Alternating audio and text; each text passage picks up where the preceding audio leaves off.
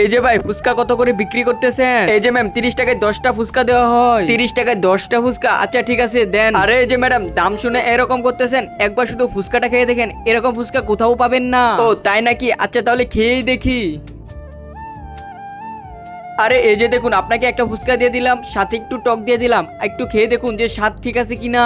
আরে এই যে ভাই, আপনার ফুচকা কারোর সাথেই তুলনা করা যাবে না, এত স্বাদ হয়েছে, আমার তো খুব ভালো লাগতেছে, তাড়াতাড়ি আমাকে দিন। আরে এই যে নিন, আরো বেশি করে খান। আরে হ্যাঁ, ফুচকা স্বাদ একবারে অন্যরকম, খাইতে খুব ভালোই লাগতেছে, আরো দেন। আর এই যে ভাই, ফুচকা একটু জাল আর একটু টক বেশি দিয়ে। আরে এই যে ভাই, আর যদি একটু টক আর একটু জাল যদি বেশি করে দেন না, তাহলে তো আরো বেশি ভালো লাগবে। এই যে ম্যাম, আপনার 30 টাকা হয়ে গিয়েছে, এখন টাকা দিন। আরে আপনাকে কিসের টাকা দিব আর কিসের ফুচকা?